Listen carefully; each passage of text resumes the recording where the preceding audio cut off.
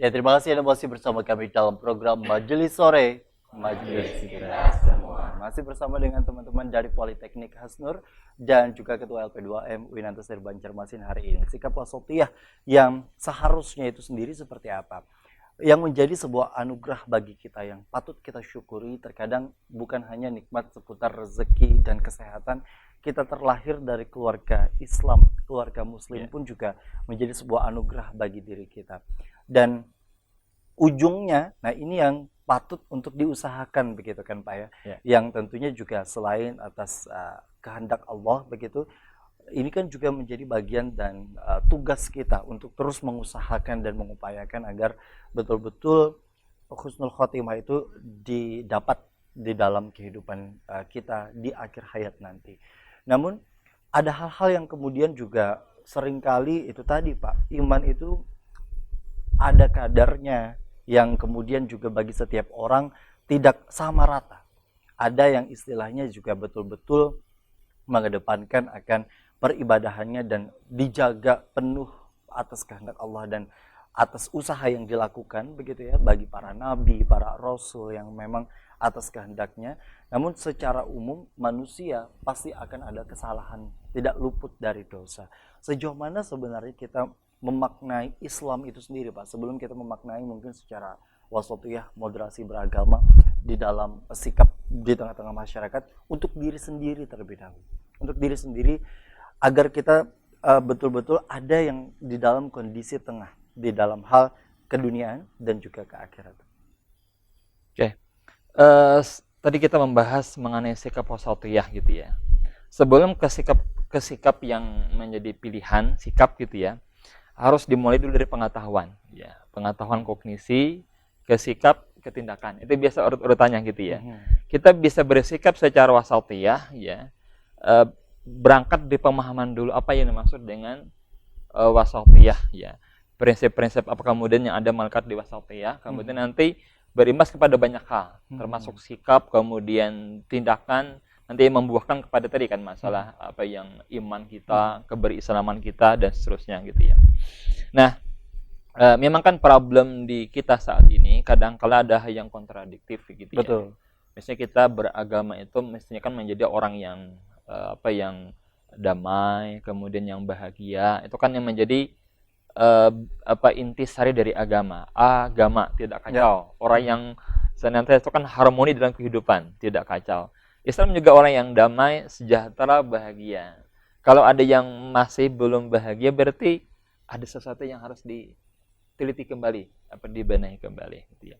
Nah, kembali ke wasatiyah tadi gitu ya. Memang ada banyak prinsip dasar gitu ya dalam Islam yang itu kemudian dikaitkan dengan sikap wasatiyah gitu ya. Jadi mungkin 3 hal yang akan coba saya kupaskan terkait dengan prinsip wasatiyah. Pertama, prinsip tawasut ya dalam beragama, kemudian tawazun dan tasamuh ya. Mungkin kita sebut dengan istilah talota gitu dalam bahasa Banjar ya. 3 tak gitu ya. Tawasut, kemudian tawazun dan tasamuh gitu ya. Oke, pertama dulu yang tawasut gitu ya. Tawasut itu kan sikap yang tengah-tengah gitu ya. Tadi Dewa sudah kita sampaikan, tidak yang kaku sekali, tidak juga yang longgar. Tidak yang fanatisme istilahnya gitu. Dalam sejarah Islam kita mengenal misalnya mazhab-mazhab dalam kalam gitu ya. Ada yang namanya qadariyah. Qadariyah itu serupa manusia yang menentukan. Qadar kita menentukan baik dan buruk gitu ya. Ada juga yang lawannya namanya jabariyah. Jabariyah itu bertahan serba Tuhan. Ya. Jadi kita nih sugih kah, miskin kah, kehendak Tuhan bertahan. Nah itu sikap jabariyah. Jadi berpasrah dengan Tuhan semuanya. Kalau qadariyah tadi serba kita yang menentukan. Karena kita berusaha gitu. Iya, kita harus berusaha menggagal bisa serius nanti gitu ya. Tidak mengembalikan sama Tuhan. Nah, sikap wasatiyah itu gimana gitu ya? Sikap berarti kan tengah-tengah di antara 2 kelompok besar tadi ya. Tetap kita mengedepankan aspek usaha kita, juga tidak melupakan Tuhan yang menentukan. Ya. Dalam kalam kita mengenal istilah mazhab Asy'ariyah yang itu kan biasanya dianut oleh majoriti umat Islam di Indonesia. Asy'ariyah termasuk yang coba untuk mengambil jalan tengah gitu ya antara Qadariyah dan Jabariyah, walaupun lebih dekat ke Jabariyahnya gitu ya, yang untuk Asy'ariyah. Nanti ada lagi Maturidiyah, ya juga mazhab kalam gitu ya. Itu yang agak lebih rasional, lebih dekat kepada yang namanya Qadariyah gitu ya. Imam Syafi'i itu juga tengah-tengah gitu ya. Antara mazhab yang namanya Ahlul Hadis dan Ahlul Rai ya. Ahlul Hadis itu kan dalam beragama itu semuanya serba hadis, ya, rujukan ya. Tidak boleh menggunakan Riwayat. akal pikiran dalam beragama. Kada boleh bernalar gitu ya. Pokoknya harus Tidak hadis. berdasar saintifik. Ya, tidak boleh pakai sains, pakai dalil gitu ya. Dalil nakliyah ya. Adanya kubu Al-Rai ya. Al-Rai itu orang yang rasional. Dulu kita mengenal mazhab namanya Mu'tazilah kalau pernah belajar agama gitu ya. Itu kalangan Jadi, rasionalis gitu ya. Bahasan yang kemudian juga sering kali dibahas, mana dalilnya gitu. Kalau yang rasionalis ini mengedepankan aspek rasionya dalam beragama. Sains. Ini Ya. ilmiah atau kalau dalam beragama gitu ya. Beragama. Kalau tadi kan dalilnya itu yang masuk akal enggak gitu ya. Masuk akal enggak gitu ya. Itu yang namanya kelompok yang Ahlul Rai. Nah, Imam Syafi'i itu lebih menekankan aspek yang juga tengah-tengah wasatiyah, walaupun dia lebih dekat kepada al-hadis gitu ya. Ya. Lebih dekat kepada al-hadis. Nanti ada yang mazhab misalnya Abu Hanifah. Juga satu mazhab dalam Ahlussunnah wal Jamaah. Itu yang lebih dekat dengan mazhabnya Ahlul Rai gitu ya. Tapi mereka merentang gitu ya. Jadi ada ekstrimnya itu Ahlul Rai yang sangat longgar dalam artian sangat rasional dalam beragama. Ada kubu yang namanya Ahlul Hadis yang sangat saklek dalam beragama. Nah, kita diminta tengah-tengah sebenarnya. Ini dalam Islam tuh yang ini minoritas, ya. Kebanyakan minoritas. Maksudnya bukan majority. Majority kan di tengah-tengah. Ahlussunnah wal Jamaah yang biasa kan dipegangi oleh umat Islam di Indonesia gitu ya. Jadi di kalam, kemudian tadi kan ada yang Ahlul Rai, Ahlul Hadis ya. Kemudian juga yang sikap misalnya sumber referensi tadi ya, ada nakal, ada akal gitu ya. Nakal itu maksudnya nukilan. Nakal itu kan biasa ada bukti naklinya apa? Dasar nakal, dasar dari nas gitu ya. Kalau akal itu bukti akal, bukti rasionya gitu ya. Nah, di Islam itu kan sebenarnya diminta kedua-duanya untuk kemudian dipergunakan ya. Misalnya dalil di Quran surat Al-Mulk ayat yang ke-10 ya. Sering dibacakan di malam Jumatan ya. Lau kunna nasma aw naqilu ma kunna fi asabis sa'ir ya.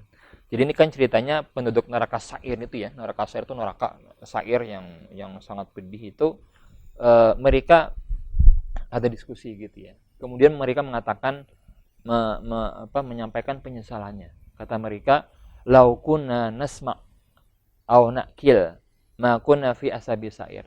Seandainya waktu hidup di dunia itu kami itu nasma, mendengarkan. Apa yang didengarkan?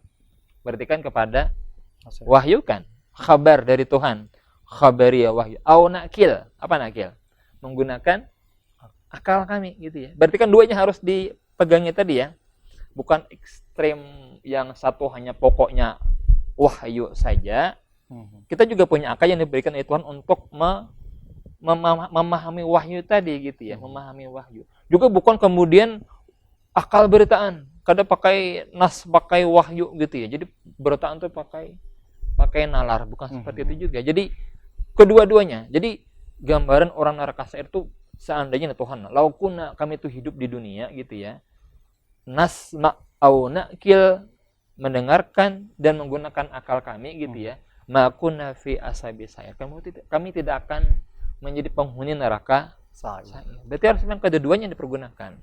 Jadi bisa hanya kemudian satu aspek saja. Ini namanya tawasut gitu ya. Tawasut itu ya tengah-tengah.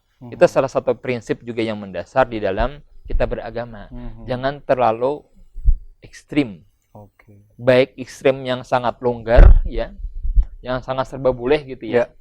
Tanpa kemudian melihat kepada syariat. Dan sekarang sudah istilahnya mulai terpapar juga, dengan beberapa negara-negara yang sangat longgar hal seperti itu. Karena mungkin terpengaruh dengan budaya barat. Juga ada yang sangat ekstrim tadi gitu ya. Saklek gitu ya. Jadi kalau misalnya itu dianggap tidak ada dasar, tidak ada dalil gitu ya, kemudian disalahkan gitu ya. Dianggap bagian dari syirik, bagian dari bid'ah gitu ya. Padahal kan perkembangan kehidupan itu terus-menerus gitu ya. Tidak kemudian sama di dalam satu fase kehidupan gitu. Nah, ini yang kemudian juga menjadi lontar pertanyaan yang kemudian juga di tengah-tengah masyarakat kita hari ini, walaupun mayoritas di Indonesia, kita patut bersyukur begitu yang menjadi anugerah juga, karena kita di Indonesia didominasi oleh umat Islam yang tentunya juga bukan hanya walaupun mayoritas tadi sudah disebutkan Ahlus Sunnah wal Jamaah, karena juga dibawa dari para ulama-ulama sebelumnya, namun tidak menutup kemungkinan ada dari sebagian kita yang kemudian juga tergolong di dalam golongan-golongan ekstremis ini sendiri, sehingga ini yang kemudian juga menyebabkan begitu banyak perpecahan-perpecahan atau hal-hal yang sifatnya perdebatan begitu ya, bukan hanya di lingkungan umat Islam saja, bahkan juga secara menyeluruh dalam memaknai toleransi itu sendiri seringkali juga tergelincir begitu Pak, dengan asas dan mengatasnamakan toleransi. Kemudian juga kita melakukan aktivitas-aktivitas yang sebenarnya tidak sepatutnya. Nah, sejauh mana nanti Islam wasatiyah untuk kemudian juga memandang akan hal ini, kita akan bahas di segmen berikutnya. Tetaplah bersama kami dalam program Majelis Sore. Majelis kita